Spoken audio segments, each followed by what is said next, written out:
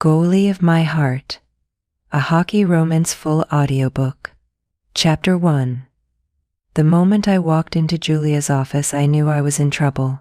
She was leaning back in her chair, feet propped on her desk, sipping her ever-present green tea like a smug queen on her throne. That was her "you're about to hate this" look, and I braced myself. "Harper," she began, dragging out my name like it was some kind of punishment in itself. "I've got an assignment tailor-made for your sharp tongue and sharper instincts." My stomach sank. If this is another fluff piece about overpriced brunch spots, I'm quitting. For real this time. Julia smirked. "Better, much better. You're covering Liam Callahan." "Who?" The name rang a faint bell, but nothing substantial enough to stop me from frowning. She rolled her eyes as if I'd just announced I'd never heard of Beyonce. "Liam Callahan, rookie goalie. The league's newest golden boy. The face of every sports headline right now." "Sports?" I repeated, already feeling the walls closing in. "Julia, you know I don't do sports. I don't even know the difference between a puck and a whatever they call that stick thing." "Hockey stick," she said, deadpan. "And that's exactly why you're perfect for this. You're unbiased, clever, and most importantly, you're not going to fall for his blue-eyed charm like every other journalist in this town." I crossed my arms, glaring at her. "You want me to write a puff piece about a hockey player? Why not just assign it to Jeff? He practically drools over sports stories." "Because Jeff doesn't have your finesse," she shot back. "This isn't just a puff piece. It's an exclusive. Liam doesn't do interviews, and he sure as hell doesn't let anyone into his private life. But he's agreed to let us in on one condition." "You?" I blinked. "Me? Why me?" Julia's grin widened. "Apparently he likes your no-nonsense writing style, and the fact that you called out half the city council last month probably helped." "I'm flattered," I said dryly. "But no." Her feet hit the floor with a thud as she leaned forward, eyes gleaming. "Yes, you don't have a choice, Harper. This could make your career. Think about it. If you can crack Liam Callahan's ice-cold armor, you'll have every editor in the industry begging for your byline." I hated when she made sense. "Fine," I muttered, sinking into the chair across from her. "But if he turns out to be some brooding jock who only speaks in grunts, I'm quitting." Julia raised her tea in a mock toast. "Deal." Back at my desk, I pulled up everything I could find on Liam Callahan. It wasn't much, which was saying something in this age of oversharing.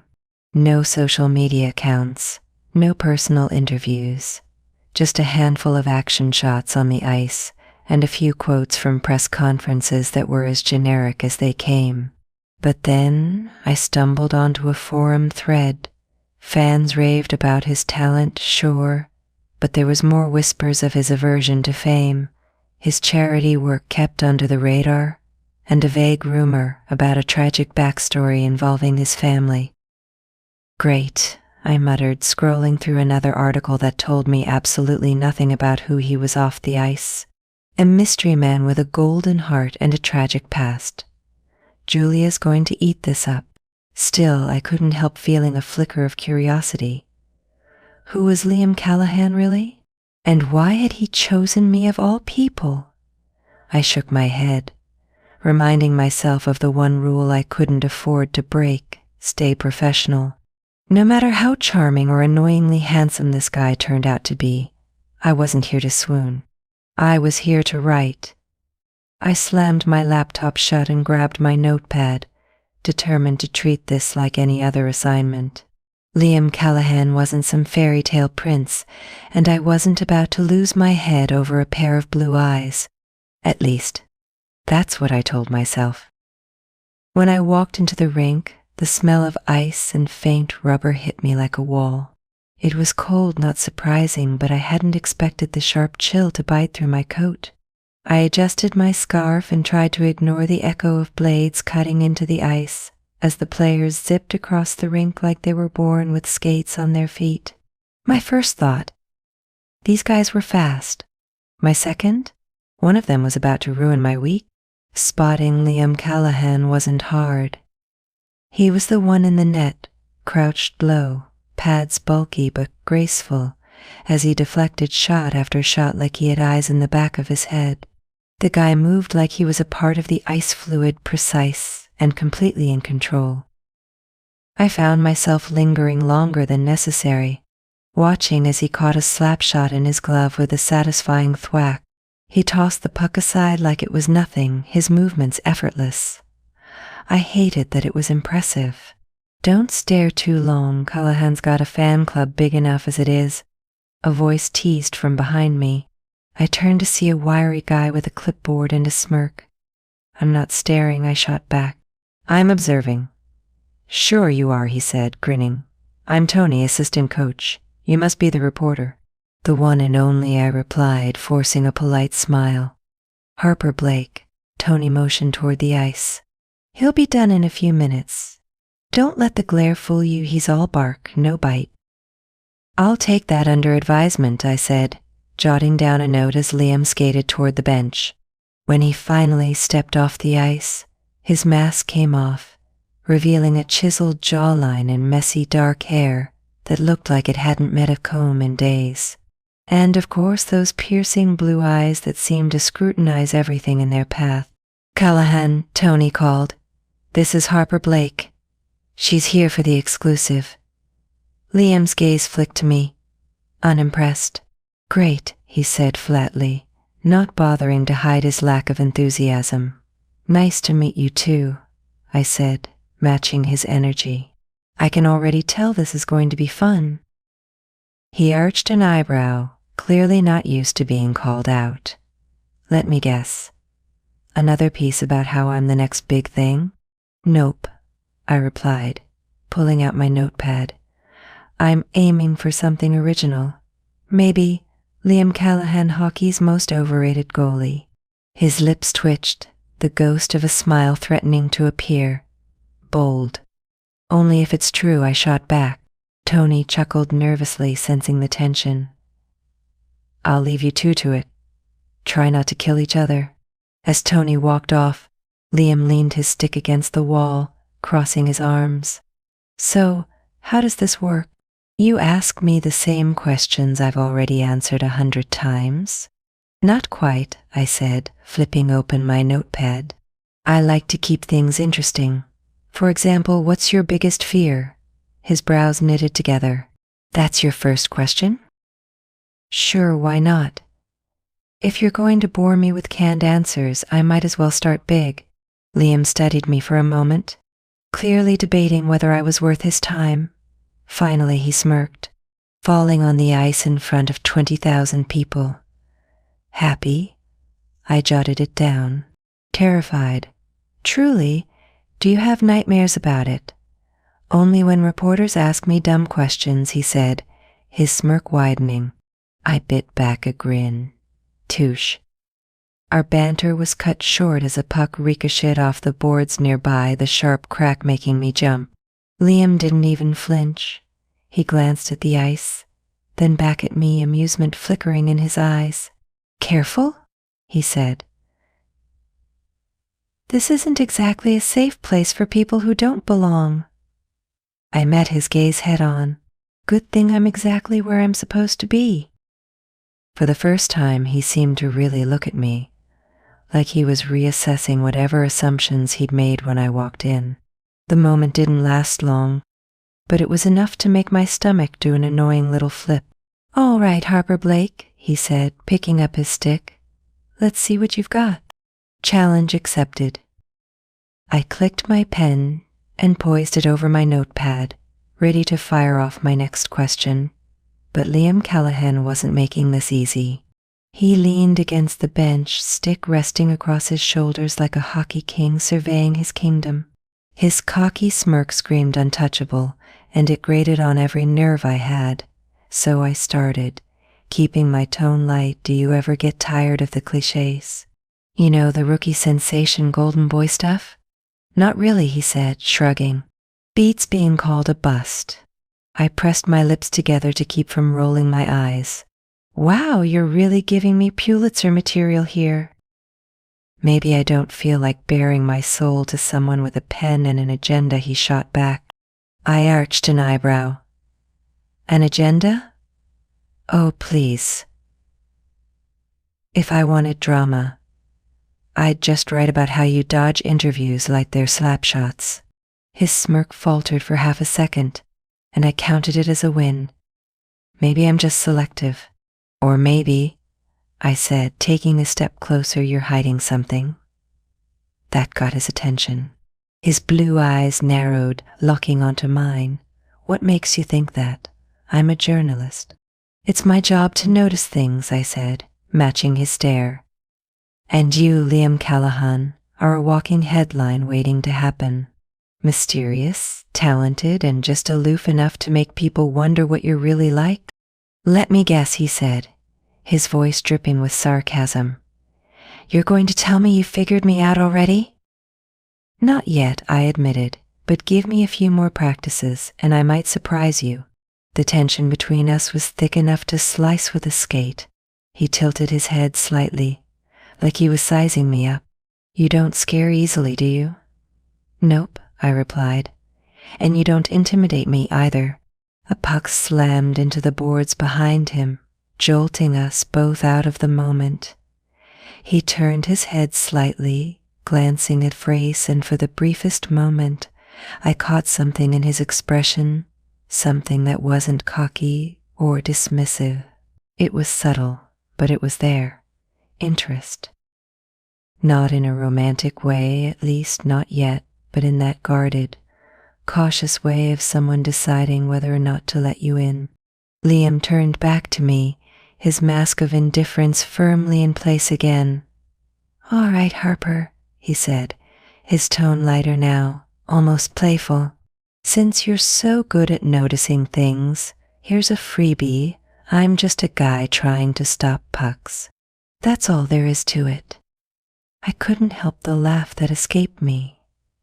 Sure, and I'm just a girl trying to write a boring story. Guess we're both liars.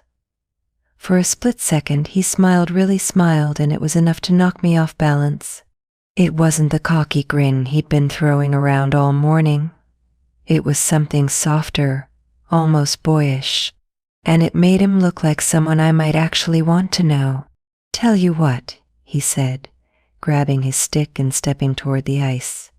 You keep watching, Harper. Maybe you'll figure me out after all. Before I could respond, he was gone, gliding back onto the ice with the same effortless grace I'd noticed earlier. I stayed by the boards, watching as he returned to the net and started blocking shots again. For all his arrogance and guarded quips, there was something about him that didn't add up. And for better or worse, I couldn't wait to find out what it was. Chapter 2. The press conference room was a study in controlled chaos. Reporters jostled for seats, cameras clicked like cicadas in the summer, and the hum of murmured questions filled the air. I leaned against the back wall, notebook in hand, trying to stay out of the fray. Liam Callahan, the golden boy of the hour, sat at the center of the table, flanked by his coach and the team's PR rep. He looked calm, almost bored, as if he'd rather be anywhere else. The sharp lines of his suit softened the rough edges of his face, but those piercing blue eyes missed nothing. A question came from a reporter in the front row, something about his save percentage, and Liam answered smoothly, his voice steady and measured. I couldn't help but notice how he deflected the question just enough to avoid giving a real answer.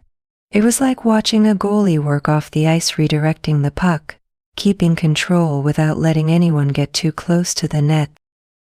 What's your biggest goal this season? Another reporter asked. To win, Liam replied, a faint smirk tugging at his lips. Simple, to the point, and it earned a ripple of laughter from the crowd. But as I studied him, I noticed how his fingers tapped lightly on the edge of the table, betraying a hint of tension. After the conference wrapped, the team hosted a charity event in the arena's lobby. complete with autograph tables, jersey auctions, and way too many cameras.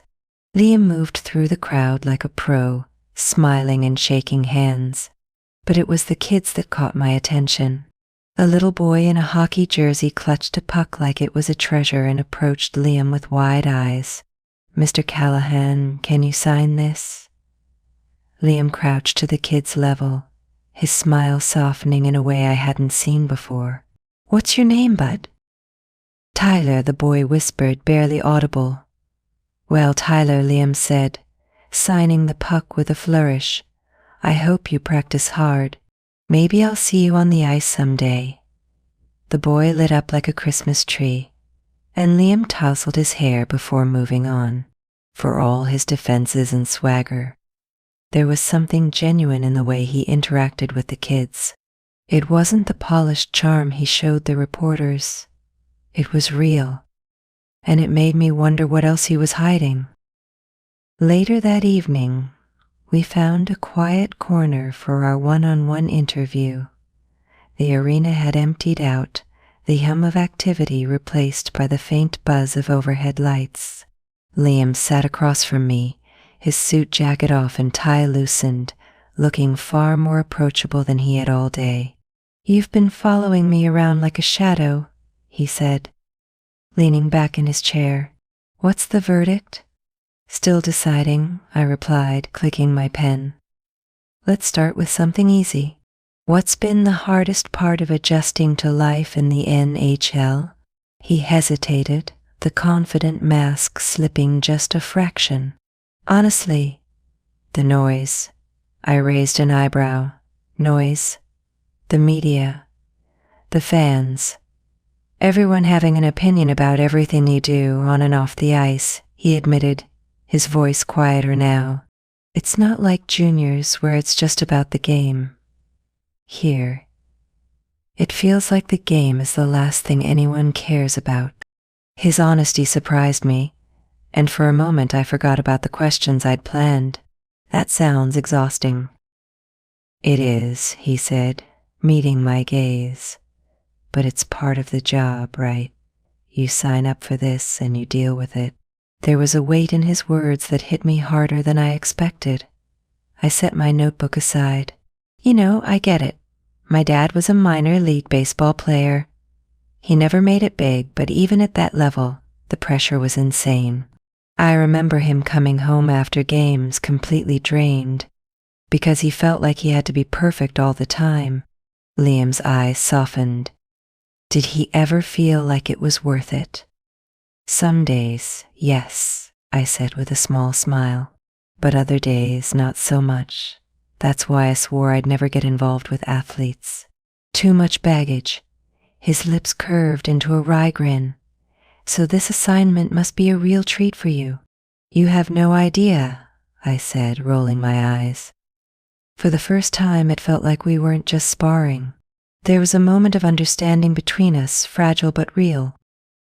"So," he said, leaning forward slightly, "if you're so determined to avoid athletes, why take this job?" "Because I'm stubborn," I replied, matching his gaze. "And because I want to tell a story worth reading." He nodded, as if filing that away. "Fair enough. Let's see if I can give you one." As we wrapped up, I couldn't shake the feeling that, despite his walls, Liam Callahan was far more than just a hockey player, and whether I liked it or not, I was starting to want to know more. The room was quiet except for the faint hum of the arena lights overhead. Liam sat across from me, leaning back in his chair with his arms crossed, looking like he had all the time in the world to wait me out. Unfortunately for him, I'm great at awkward silences. "So," I said, breaking the standoff, "do you ever smile, or is brooding part of your brand?" His lips twitched just barely. "Depends." "You asking as a journalist or a fan?" I scoffed. "Fan, please. I'm just here to make sure your goalie saves the world act holds up under scrutiny." He chuckled, a low, almost reluctant sound, and I mentally patted myself on the back. "All right, Harper," he said, leaning forward slightly. What do you want to know? I glanced at my notepad, filled with questions that suddenly felt useless. What did I want to know? The safe route would have been to ask about his training routine, or what it felt like to face 90 slap shots on the regular. But safe wasn't why Julia had sent me. What's the hardest part of being in the spotlight? I asked, meeting his gaze. He exhaled slowly, his fingers tapping against the arm of his chair. The noise, he said, his voice softer than before. The constant opinions. Everyone has something to say, fans, reporters, people who've never even been on the ice. It's a lot, I nodded, scribbling in my notebook even as my chest tightened a little. It was an honest answer, and it was more than I'd expected. Before I could respond, a sudden thud echoed through the empty room. I jumped, my pen skidding across the page. Liam was on his feet in a second, his hand brushing mine as he steadied me. It was a simple touch, quick, barely there, but it sent a jolt through me, like I'd accidentally grabbed an electric fence. Sorry, he said, pulling back as if the contact burned him too. No problem, I replied, my voice higher than usual. Just nerves? Nerves? He asked, raising an eyebrow. Not about you, I shot back, trying to cover my tracks. About the chair. It squeaked. Very threatening chair. A full-blown grin broke across his face, and for a moment I forgot how to breathe. His smile wasn't the cocky smirk I'd seen before, it was real, warm, and entirely unfair. Well, I'll make sure the chair doesn't attack you again, he said, his tone light. Appreciate it, I muttered, ducking my head and pretending to write something down. My heart was still racing, and I was determined not to let him notice. But the tension in the air, yeah, that wasn't going anywhere. I cleared my throat, determined to get back on track. Anyway, as you were saying about the noise, he leaned back in his chair, his grin fading but the warmth in his eyes lingering. It's a lot, but it comes with the territory. You just learn to block it out, like blocking shots. I asked, trying to steer us into safer territory. Exactly, he said, his lips quirking again. Those shots are easier. They don't talk back. I laughed despite myself. You really hate interviews, don't you? They're not my favorite, he admitted. But this one's not so bad. It was a simple comment, but it made something flutter in my chest. I brushed it off, forcing my brain back into journalist mode. Well, I said, standing up and stuffing my notebook into my bag, don't get too comfortable. I'm just warming up. He stood too, towering over me, but somehow making the space between us feel smaller. Looking forward to it, he said, his voice low enough to send a shiver down my spine. As I walked out of the room, I couldn't help but glance back. He was watching me, that slight smile still playing on his lips. Great, just great. I was starting to think Liam Callahan wasn't just a story waiting to be told. He was trouble. Chapter 3. The arena lobby was a whirlwind of activity. Tables covered in pristine white cloths were stacked with auction items, signed jerseys, game-used pucks, and glossy team photos. The faint hum of excited chatter mingled with the soft clink of champagne glasses. I stood near the entrance, clutching my press pass, and trying to look like I belonged, though I'd never felt more out of place. Liam Callahan was everywhere, not literally, of course, but his face was plastered on banners, flyers, and even the charity events program. The golden boy of hockey was the star attraction, and judging by the swooning fans nearby, he didn't even need to try. When he finally appeared, stepping out of a side hallway in a perfectly tailored suit, the air in the room seemed to shift. Gone was the brooding, sarcastic guy I'd sparred with days earlier. This version of Liam was all confidence and charm, his megawatt smile effortlessly lighting up the room. He cleans up nice, I muttered to myself, sipping the too sweet punch I'd snagged earlier. As if on cue, his eyes scanned the crowd, and for a split second, they landed on me. A jolt of something surprise? Amusement flashed across his face before he smoothed it away and gave a polite nod. Great, so he'd seen me. Fantastic. I spent the next 20 minutes loitering near the silent auction table, pretending to admire a signed hockey stick while keeping Liam in my peripheral vision. He moved through the crowd like he was born for it, shaking hands, laughing at jokes, and posing for pictures. But every so often, I'd catch him glancing my way, and every time I felt like a deer caught in headlights. Enjoying the show, a familiar voice drawled behind me. I jumped, nearly spilling my punch as Liam appeared at my side, looking far too sub for someone who'd have just scared the life out of me. Subtle, I said, recovering quickly. Do you always sneak up on people like that? Only the ones who look like they're plotting their escape, he replied, his tone light. I rolled my eyes. I'm observing. It's what journalists do. Sure, he said, stepping closer, his voice dropping just enough to make my pulse quicken. And here I thought you were just here for the free food. I laughed despite myself. Please. Like I'd eat anything at an event where half the room is taking pictures. Fair point, he said, his lips twitching in amusement. Before I could come up with a snappy comeback, he gestured toward the hallway behind us. Come on, I want to show you something. I hesitated, my reporter instincts flaring up. And what exactly are you showing me? Relax, he said, his grin widening. It's not an exclusive scoop, just a quieter place to talk. Against my better judgment, I followed him. The hallway was quieter, the sounds of the event muffled by the walls. Liam stopped near a display of old team memorabilia, his hands casually stuffed in his pockets. So, he said, leaning slightly against the wall, how's the article coming? Still a work in progress, I admitted. You're not exactly an open book.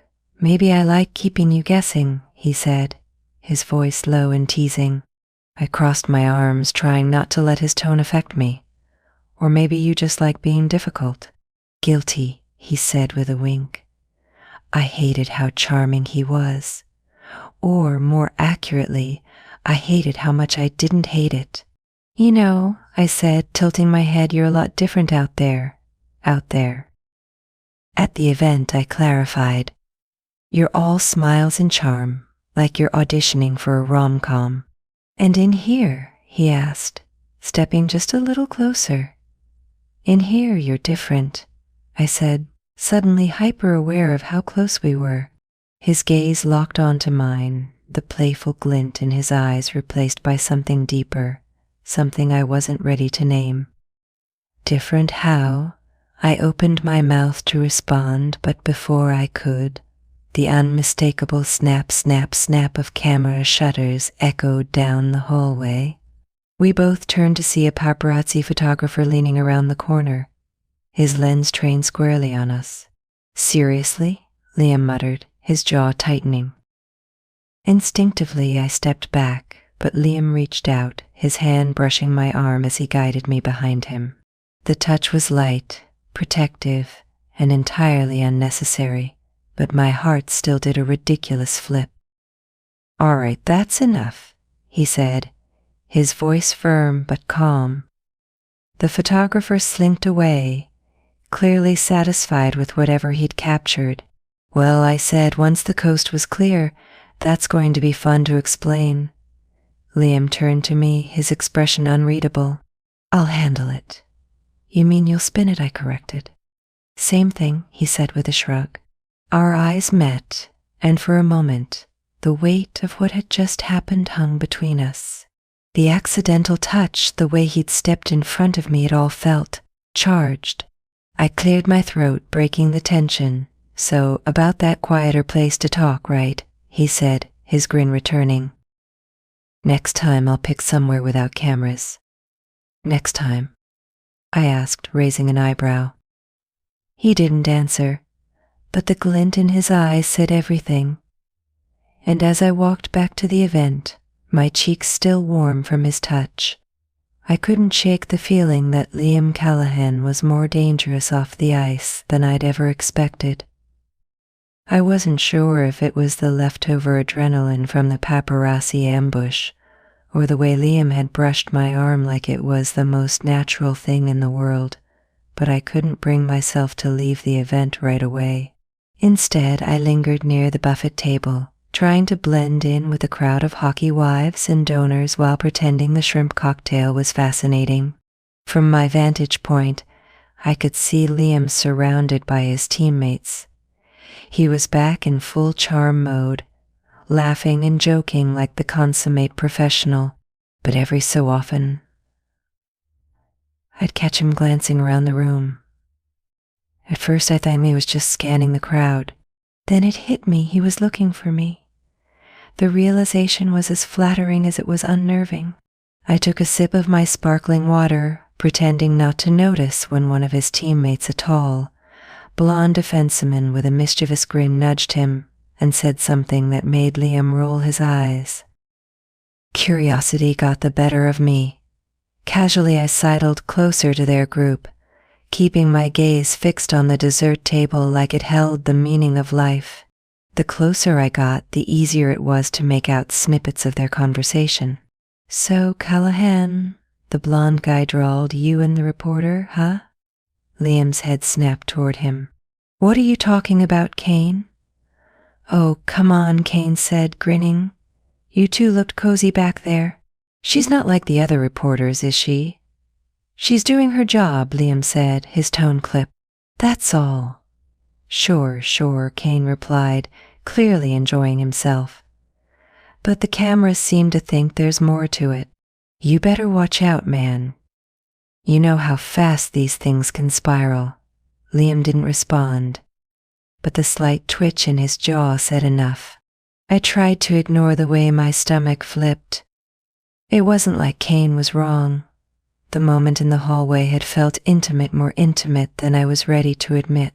And now there were photos out there, ready to feed the rumor mill. Still, hearing it laid out like that made it feel messy, complicated. I stepped back, retreating to the far end of the room. My pulse thudded in my ears, a mix of guilt and frustration bubbling to the surface. What had I gotten myself into?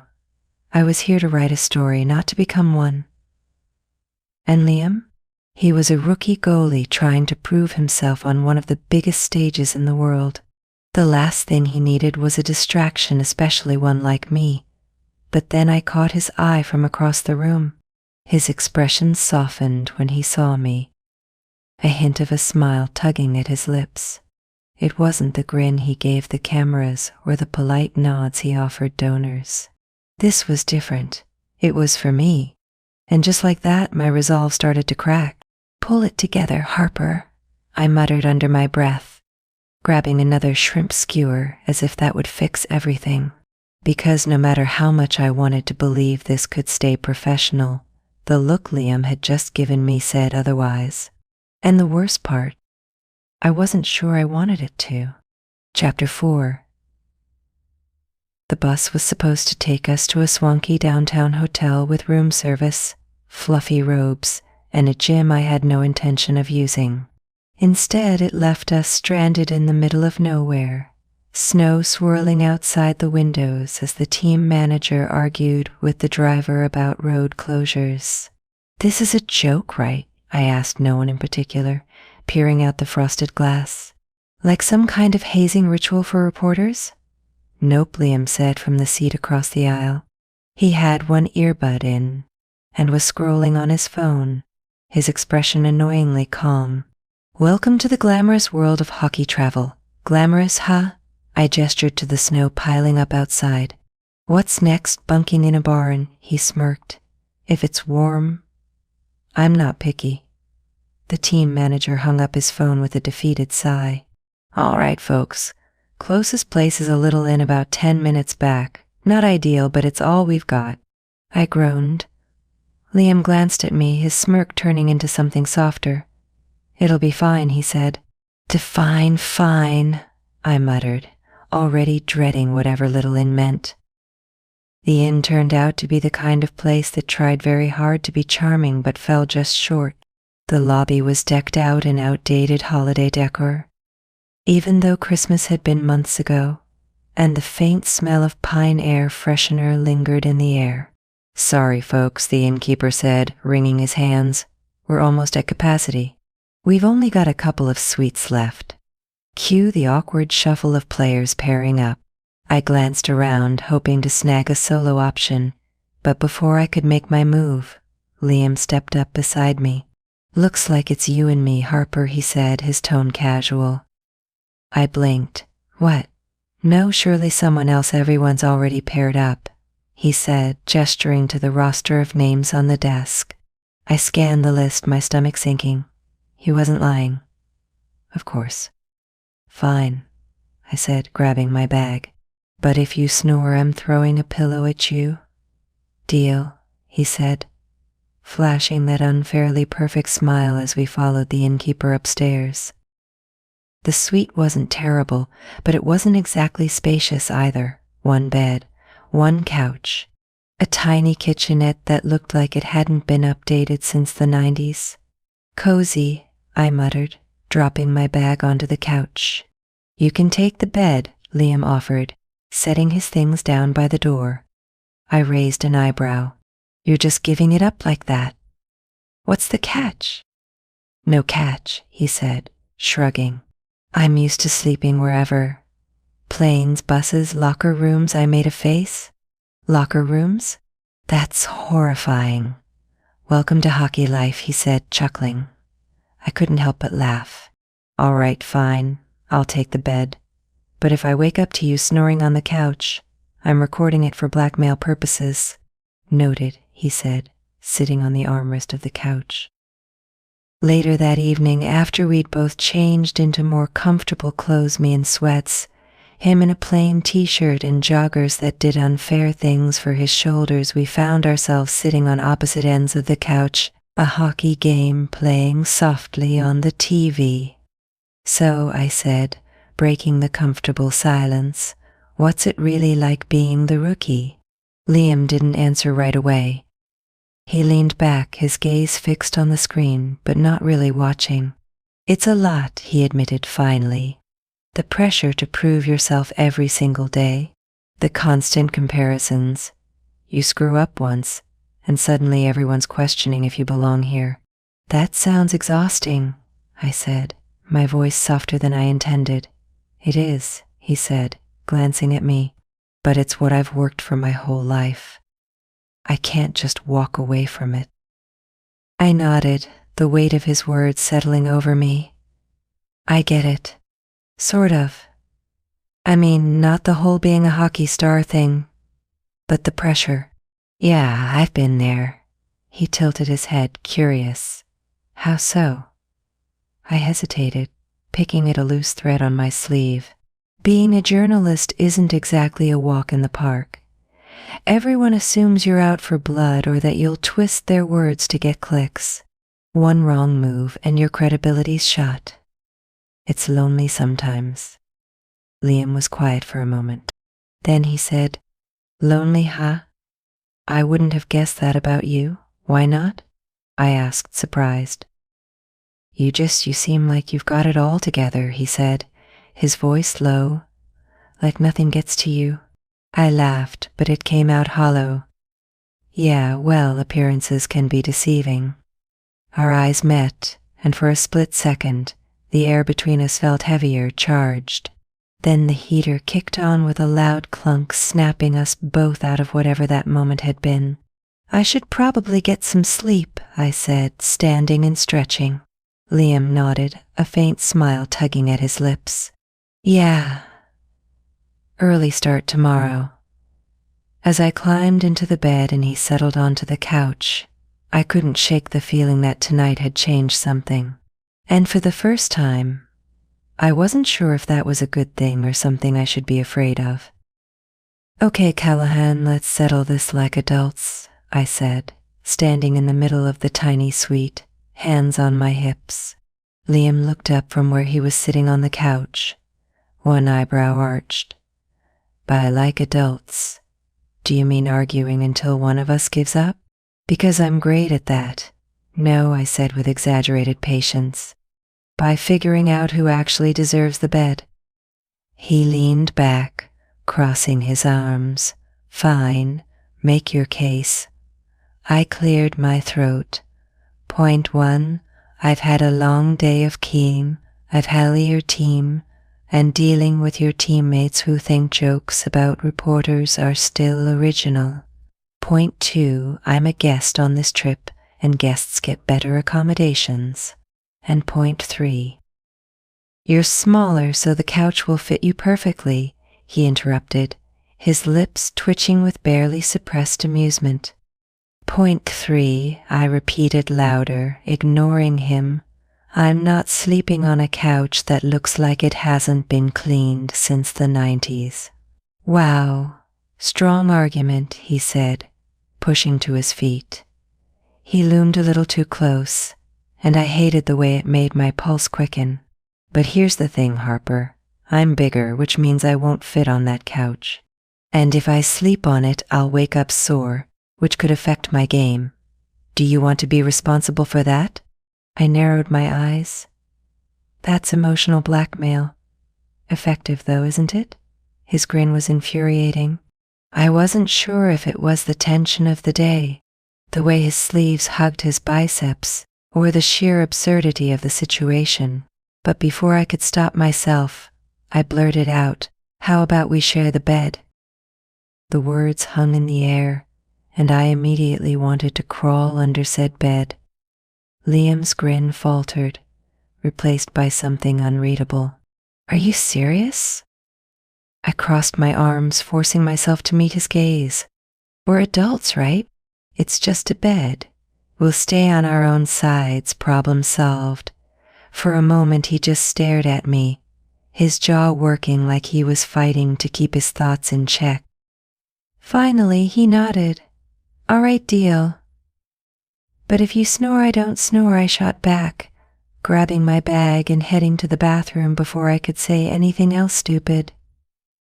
When I came out, the lights were dim, and Liam was already in bed, one arm tucked behind his head. He looked far too comfortable for someone who just argued his way into this situation. Relax, he said as I hesitated by the edge of the bed. I don't bite. Good to know, I muttered, climbing in and making a point to keep as much space between us as possible. For a few minutes, the only sound was the soft hum of the heater. I stared at the ceiling, willing myself to fall asleep, but my brain had other ideas. Why do you do that? I asked suddenly. Do what? He replied, his voice low in the dark. Act like nothing gets to you. Like you've got it all figured out.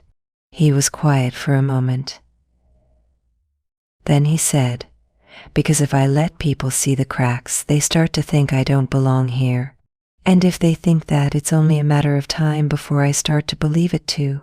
His honesty caught me off guard.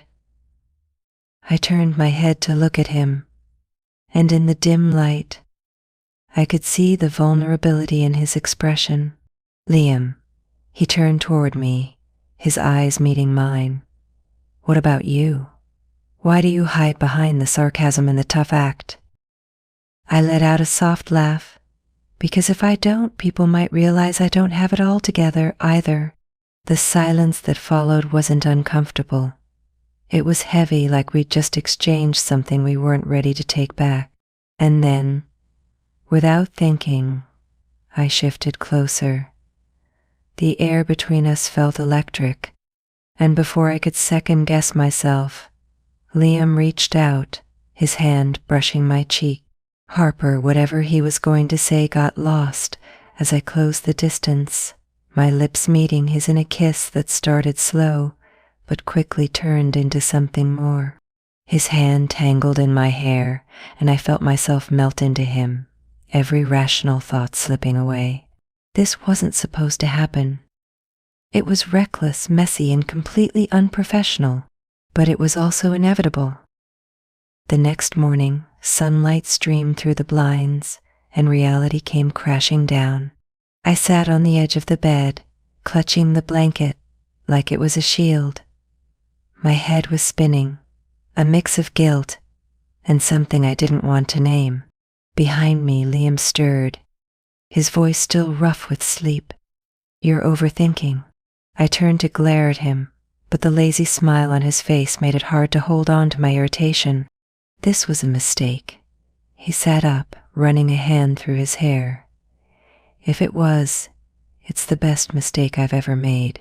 "Liam," I started, but he cut me off.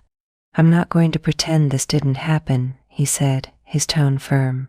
"And I'm not going to let you pretend it didn't mean anything." I stared at him, my heart pounding. He wasn't playing games anymore, and it terrified me. "Let's just focus on getting through today," I said, grabbing my bag and heading for the bathroom before I could do something stupid like kiss him again. Because if last night had taught me anything, it was that Liam Callahan was the kind of trouble I might not survive. Chapter 5. The first sign of trouble was Julia's text, my office. Now, the second was the buzz of my phone as I trudged to the newsroom, every notification a headline more salacious than the last. Rookie goalie scores off the ice with star reporter. Liam Callahan's late-night hotel rendezvous sparks scandal. Puck play or pillow talk? I groaned, shoving the phone into my bag as I pushed through the newsroom doors. Julia was pacing when I walked in, red lipstick and fury firmly in place. "Harper," she snapped, holding up her tablet. "Do you want to explain why every gossip site in the city is running pictures of you and Callahan looking like the stars of a rom-com?" "I can explain," I started, but she cut me off. "Please do. Because from where I'm standing, it looks like you compromised your integrity in this paper's name one night." I bit my lip, scrambling for damage control. "It's not what it looks like. We were stranded because of the snowstorm. The hotel had one room left, and we had to share it. That's it. Tell that to the photographer who caught him holding your arm like you were auditioning for a Nicholas Sparks adaptation," she said, shoving the tablet at me. The photo in question was obnoxiously perfect. Liam's shirt rumpled, a faint smile playing on his lips as he leaned toward me. I looked equally guilty. My cheeks flushed as if I'd been caught in the act which, in hindsight, wasn't far off. I set the tablet down, forcing myself to meet Julia's glare. I swear, nothing about this affected my reporting. "I'm still focused on the story." She folded her arms. "The problem isn't just your story, Harper. It's your credibility. If the public thinks you're in bed literally or figuratively with your subject, you're done. And so is this paper." Her words hit like a slap, and I stumbled through a half-hearted defense. But deep down, I knew she was right. Liam wasn't faring much better. By the time I made it to the team's practice facility, the tension was thick enough to skate on. Reporters buzzed around the rink like vultures, and Liam was the carcass. "You're supposed to be focused on the game," Coach Carter barked during drills, his voice carrying across the ice. "Not whatever tabloid circus this is." Liam's jaw clenched as he returned to the net, his movements sharper than usual. He was clearly angry, and not just at the coach. I waited until practice wrapped before making my move, intercepting him near the locker room. "We need to talk." He barely glanced at me. "Not now." "Yes, now," I said, grabbing his arm. "You promised this wouldn't get messy." He sighed, turning to face me. "You think I leaked those photos? Who else would have done it?" I asked, crossing my arms. "You're the one who told me not to worry, and now my editor's threatening to fire me because the internet thinks we're some kind of hockey power couple." "I didn't leak anything," he said, his tone low but firm. "Then who did?" "I don't know, Harper. he said, running a hand through his hair. But it wasn't me. The conviction in his voice gave me pause, but I wasn't ready to let him off the hook. You could have been more careful. Do you even realize what this is doing to my career? And what about me? He shot back, his voice rising. You think this is good for me? The team's breathing down my neck. The fans think I'm distracted. And all anyone wants to talk about is who I'm sharing a room with, instead of how I'm playing on the ice. We stared at each other, the frustration boiling between us like a storm. I didn't ask for this, I said finally, my voice quieter now. Neither did I, he replied, his tone softening. The weight of the moment settled over us, the anger fading but the tension still crackling. And then, before I could think of what to say next, Liam closed the distance between us. His lips crashed into mine, and whatever fight I had left evaporated. The kiss was all heat and frustration, a collision of everything we'd been holding back. His hands framed my face, and I found myself gripping his jersey, anchoring myself as the world tilted. When we finally broke apart, his forehead rested against mine, his breathing ragged. This is a bad idea, I whispered, though my voice lacked conviction. Probably, he murmured, his lips brushing mine again. And in that moment, I couldn't bring myself to care. If anyone had told me I'd spend my Saturday trying to solve a real-life tabloid mystery, I would have laughed in their face. Yet there I was, elbows deep in internet rabbit holes and contact lists, trying to figure out who decided it was a great idea to turn my life into a headline. The prime suspects, someone in Liam's orbit. The photos were too perfectly timed, too convenient. Someone had to have tipped off the photographer.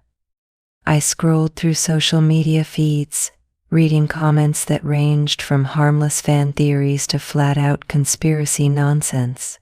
One post caught my eye, a tagged photo of Liam at the charity event. In the background, just barely visible, was the same photographer who caught us in the hallway. Gotcha, I muttered, jotting down the handle of the fan who'd posted it. Talking to yourself already? Julia's voice cut through the newsroom. I flinched, spinning in my chair. I'm investigating. She crossed her arms, giving me a pointed look. You're supposed to be writing. I need that piece on Liam by Monday, Harper. I know, I said quickly, and I'll have it. But this could clear my name. If I can prove the photos were a setup, then you'll still be a reporter tangled up in a scandal, Julia interrupted. Just focus on the story, Harper. Let the PR teams handle the mess. Her words stayed with me as I left the office, but ignoring the mess wasn't an option. Not when my reputation and my job was on the line. The next day, I found myself back at the arena, hovering in the press area, while Liam wrapped up a morning skate. Watching him move on the ice was like watching poetry in motion if poetry could block slap shots with the kind of precision that made goalies look like superheroes. The practice ended, and reporters flocked to the locker room for the media scrum. I followed out of habit, positioning myself at the back of the pack. Liam stepped up to the mic, still in his gear, his hair damp and curling at the edges. The questions came fast. A few about the team's performance, a couple about his training regimen, and then the inevitable, Liam, do you care to comment on the rumors about your relationship with Harper Blake? I froze, every muscle in my body going rigid. Liam's jaw tightened, and for a second, I thought he was going to storm off. But then he leaned into the mic, his blue eyes blazing. What relationship? He said, his tone sharp enough to cut glass. The reporters laughed, thinking it was a joke. I knew better. Look, he continued, his voice steady but firm. Harper's a professional. She's here to do her job, just like I'm here to do mine. Whatever stories are out there, they're just that, stories, so maybe focus on the game instead of gossip. The room went silent for a beat, and then the reporters pivoted back to hockey questions. I stayed rooted to the spot, my chest tight. Liam caught my eye as he walked off the podium, giving me a subtle nod that felt like both an apology and a reassurance. Later, as I waited by the locker room exit, Liam appeared, fresh from a shower and dressed in a simple black hoodie and jeans. "You didn't have to do that," I said quietly as he approached. "Yes, I did," he replied, his voice just as soft. "They had no right to drag you into this." His protective tone made something flutter in my chest, but I pushed it down. "It's only going to make the rumors worse, you know." "Let them talk," he said, shrugging. "I don't care." "Well, I do," I shot back. "My career's on the line, Liam. This isn't just some PR headache for me." He stepped closer, his expression earnest. "I know that, Harper, and I swear I'll help you figure this out. We'll clear your name." The way he said we sent a warmth through me that I didn't want to acknowledge. "Why are you doing this?" I asked, my voice barely above a whisper. "Because I owe you," he said simply, "and because I care." I opened my mouth to respond, but the words wouldn't come. Instead, I nodded, letting his words settle over me like a blanket I hadn't realized I needed. Whatever happened next, I wasn't in this alone. And that was both comforting and terrifying. Chapter 6. When Liam texted me to meet him at the rink after hours, my first instinct was to say no. After everything with the photos, the investigation, and my editor breathing down my neck, the idea of voluntarily stepping into his world again seemed like a terrible idea. But then I thought about his steady voice the night before, telling me he had my back. And well, curiosity got the better of me. When I walked into the rink, the place was eerily quiet, the usual hum of activity replaced by the soft whir of the Zamboni finishing its rounds. The ice gleamed under the lights, a perfect sheet of glass. Liam stood in the middle of the rink, a hockey stick resting casually across his shoulders. He looked relaxed, almost boyish in his team hoodie and backward cap. "Is this where you murder me for finding out too much?" I called, my voice echoing across the empty space. He grinned, the kind of grin that made my stomach do annoying little flips. "Not quite. I figured you needed a break. And what better way to take a break than to learn how to skate?" I stopped short, staring at him. "You're joking." "Do I look like I'm joking?" he said, motioning to the skates sitting on the bench next to him. "You can't be serious," I said, laughing nervously. "The last time I was on skates, I ended up in the emergency room with a sprained wrist." "Then it's a good thing you've got a pro to chew," he said, already unlacing a pair of skates and holding them out to me. "I don't trust this," I muttered, but I sat down and started swapping my boots for the skates anyway. 5 minutes later, I was clinging to the boards like my life depended on it, while Liam skated backward in front of me, looking far too amused. "You're supposed to be holding my hands," I said through gritted teeth, my legs wobbling with every tiny movement. "You've got the boards," he said, shrugging. "You're fine." "I'm not fine," I shot back. "I look like a baby deer trying to walk for the first time." "Adorable," he teased, gliding closer. I glared at him, but my frustration only made him laugh. All right, come here," he said, holding out his hands. I hesitated before letting go of the boards and grabbing onto him. His hands were warm, steady, and ridiculously reassuring. "There you go," he said, his voice soft. "Now, just bend your knees a little and let me guide you." I followed his lead, trying not to think too hard about how close we were. His blue eyes locked on mine, and for a moment, the world felt smaller, quieter, like it was just the two of us on the ice. "You're doing great," he said, his tone almost proud.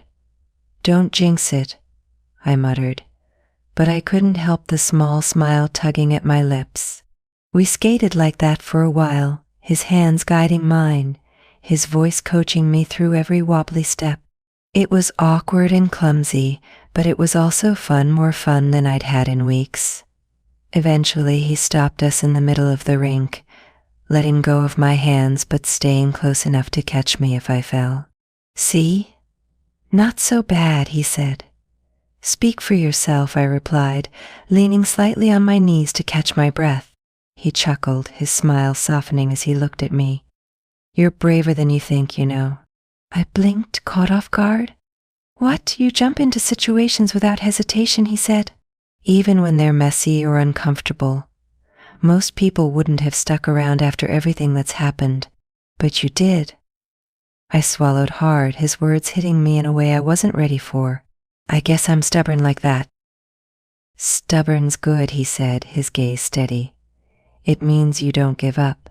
I looked down at the ice, suddenly overwhelmed. Why did you bring me here, Liam? He hesitated before answering. Because I wanted to remind you that you're not alone in this. And because I like being around you. My heart did a ridiculous flutter, but I shoved it down. This doesn't change anything, I said softly. I know, he replied, but maybe it doesn't have to. The silence that followed was heavy but not uncomfortable.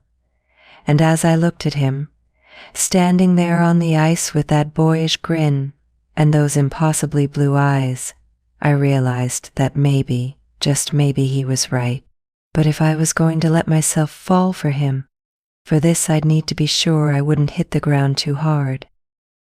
The rink was eerily quiet, save for the soft scrape of my skates and the faint hum of the arena lights above us. The air felt colder now that I wasn't wobbling all over the place, but maybe that was just because Liam had let go of my hands. He stood a few feet away, watching me with a look I couldn't quite place, something between admiration and something deeper, something hotter. What? I asked, my voice bouncing off the empty space around us. Nothing, he said, his lips twitching into a small smile. Just you're a natural. I let out a laugh, breathless and disbelieving. A natural disaster, maybe. Not even close, he said, skating closer. His movements were effortless, smooth, like he belonged here. And maybe he did.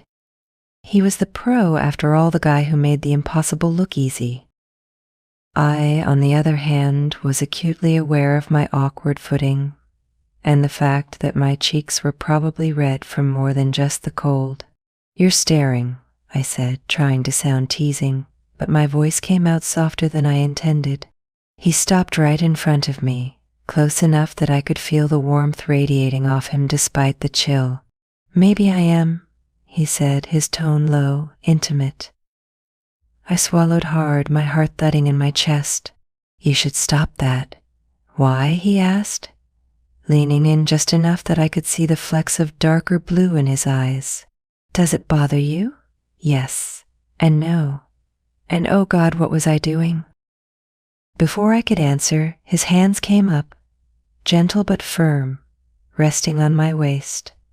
The contact sent a shiver through me, and it had nothing to do with the cold. You're incredible, you know that, he murmured, his voice barely audible over the pounding of my heartbeat. Liam, I started, but his name caught in my throat when his thumb brushed against my hip, sending a jolt of heat through me. Tell me to stop, he said, his gaze locked on mine. I didn't. I couldn't. Instead, I reached for him, my fingers curling into the fabric of his hoodie as I pulled him closer. His breath hitched, and then his mouth was on mine, warm and insistent, like he'd been waiting for this moment, as long as I had. The kiss started slow, exploratory, but it didn't take long for the heat between us to build. His hand slid up my back, pulling me flush against him, as his lips moved with a fervor that left me dizzy.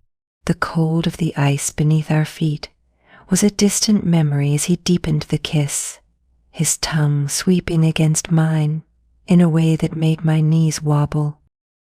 "Careful," he murmured against my lips, his tone rough with desire.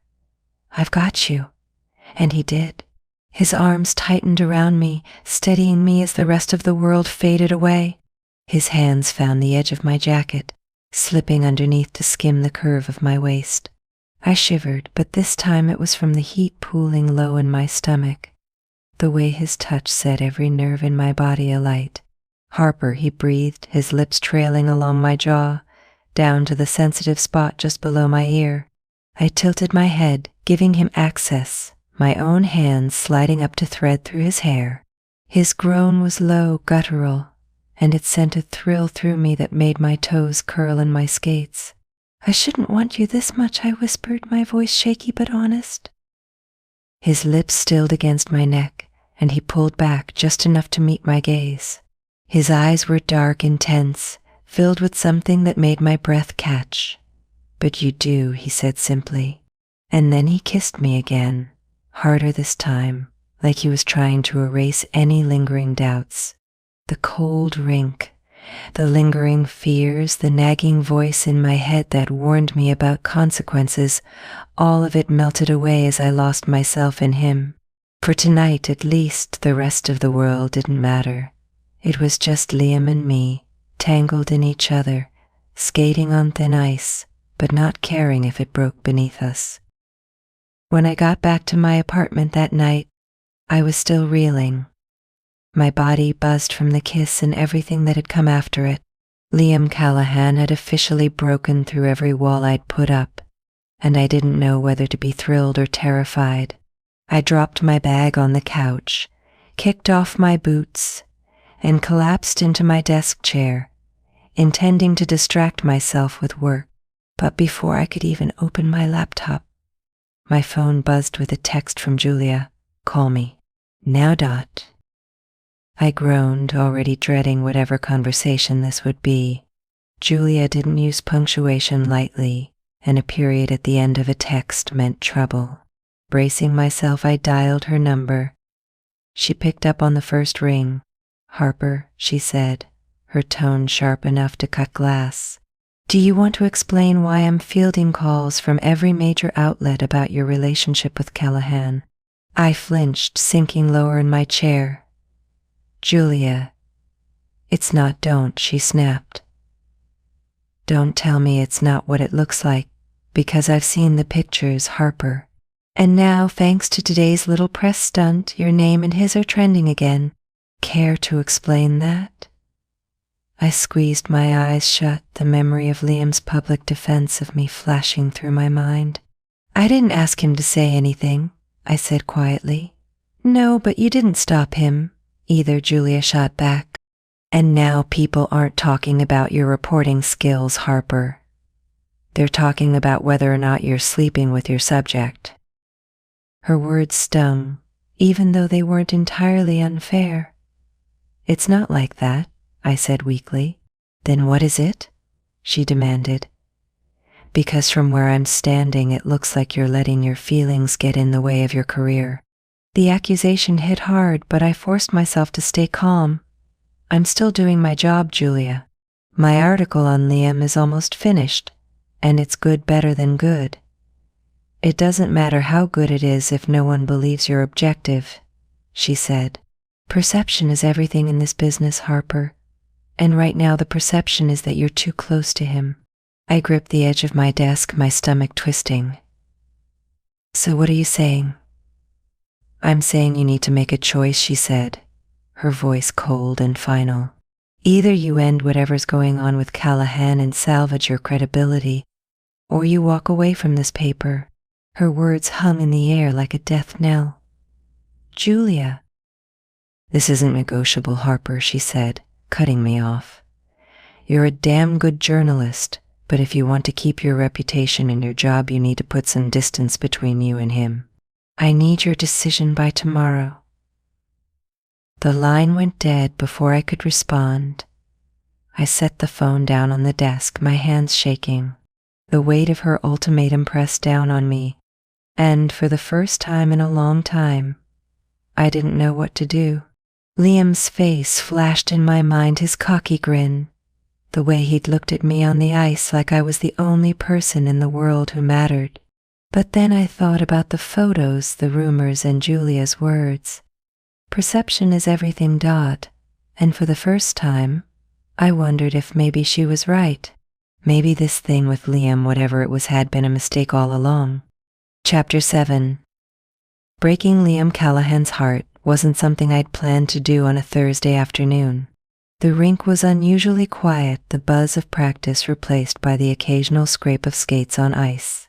I stood near the player's bench, my stomach in knots, watching him as he glided across the rink, the picture of confidence and precision. When he finally skated over, his smile was wide and genuine until he saw my face. "What's wrong?" he asked, leaning on his stick, his brows furrowing. I took a deep breath, the words lodging in my throat. "We need to talk." Liam's expression shifted, his easy confidence faltering. "That sounds ominous." "It's not," I hesitated, hating the look in his eyes. "Okay, maybe it is. Liam, this us? It's not going to work." He blinked, the words hanging in the air like an errant puck. "What are you talking about?" "I'm talking about the photos, the headlines, the constant speculation," I said, the words rushing out like water breaking through a dam. "It's not just about me anymore, Liam. It's about your career too. You don't need this distraction." He stepped off the ice, his skates crunching against the rubber mats as he closed the distance between us. "Harper, I don't care what they say. None of that matters to me." "It should," I said, forcing myself to meet his gaze. "You're a rookie goalie with the weight of the league on your shoulders. You can't afford any missteps, especially not ones caused by me." His jaw tightened, his hands gripping the top of his stick like it was the only thing anchoring him. "This isn't just about my career, is it?" I flinched, the accusation hitting too close to home. "Liam." "No," he said, his voice firm. "If this is about your career, your reputation, say so. But don't tell me what I can or can't handle." Tears pricked my eyes, but I refused to let them fall. "I'm doing this for both of us," I whispered. "Please don't make this harder than it already is." His eyes searched mine, desperate and defiant. "Harper, don't do this." But I had to, because as much as it hurt, walking away felt like the only way to protect what we'd both worked so hard for. "I'm sorry," I said, stepping back. His shoulders sagged, and for the first time, I saw something in Liam Callahan I never thought I'd see defeat.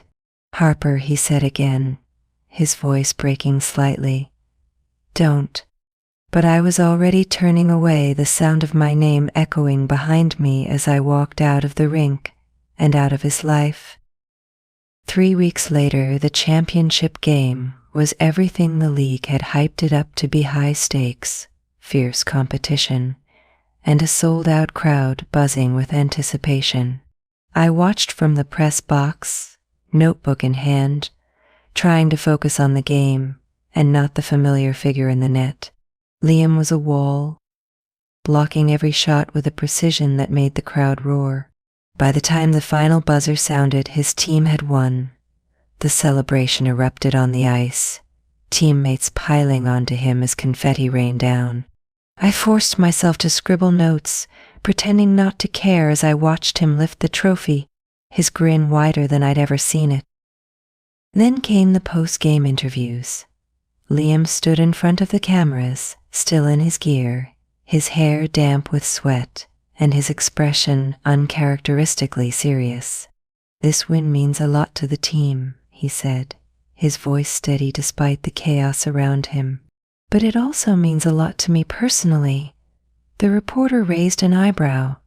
"Care to elaborate?" Liam hesitated for a moment, his eyes scanning the crowd. And then, as if he knew exactly where I was, his gaze landed on me. "I want to dedicate this win to someone who believed in me, even when I didn't believe in myself," he said, his voice carrying through the speakers. "Harper Blake." The room went silent, Save for the click of cameras, my heart stopped, and for a moment I forgot how to breathe. "She's the reason I'm here," he continued, his voice thick with emotion. "She's the one who made me realize that sometimes the things that scare you the most are the ones worth fighting for." Tears blurred my vision as the reporter pressed for more details, but I didn't stick around to hear them. I made my way down to the rink, my legs shaky as I navigated the chaos. When I finally found him, he was still surrounded by teammates, but his eyes lit up when he saw me. "Harper," he said, breaking away from the crowd. I didn't let him say anything else. I crossed the distance between us, grabbing his face and kissing him like the last 3 weeks hadn't happened.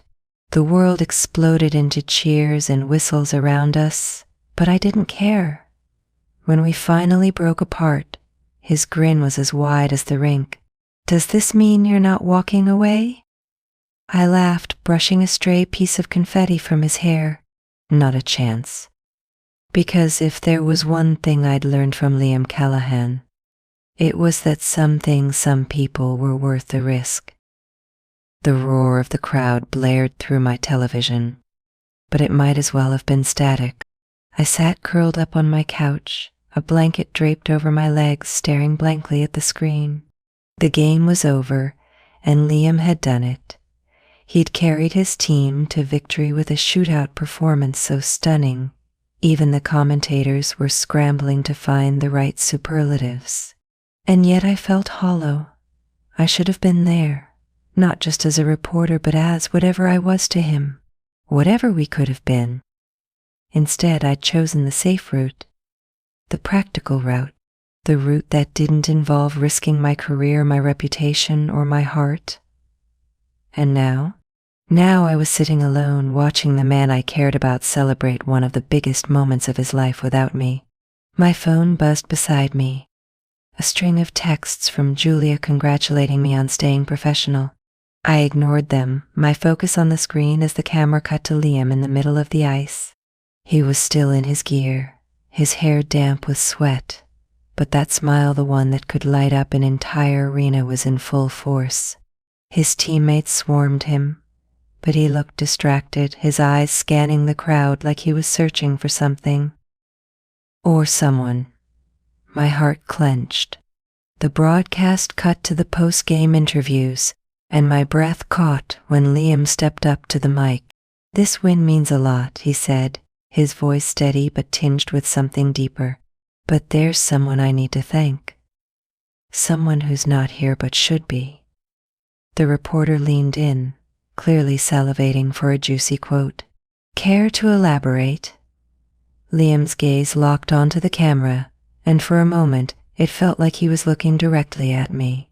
"Harper Blake," he said, his voice unwavering. "She's the reason I'm standing here tonight. And if she's watching this—" He paused, his smile softening.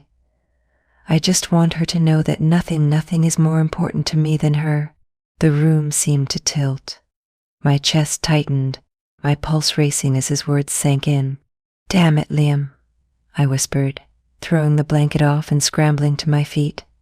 I couldn't stay here. Not after that. The arena was chaos when I arrived, a sea of fans and media swarming every entrance.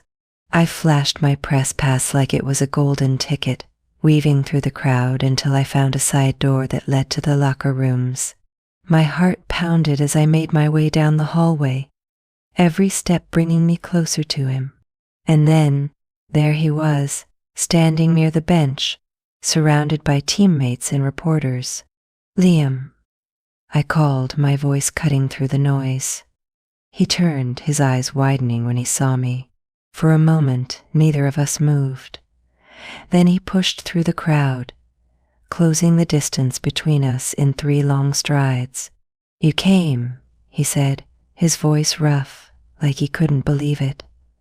"I came," I said, breathless, "and I'm an idiot for staying away this long." His grin broke through, and before I could say anything else, his arms were around me, pulling me close. "Harper," he murmured, his breath warm against my ear. "I thought I lost you. You'll never lose me," I said, my voice trembling. "Not unless you skate away really, really fast." He laughed, the sound vibrating through me, and then his lips were on mine. The kiss was everything hot and desperate and full of all the words we hadn't said. His hands cupped my face, his thumbs brushing away the tears I didn't even realize I was crying. When we finally pulled back, his forehead rested against mine, his eyes blazing with emotion. "I don't care about the headlines, Harper. I don't care about the noise.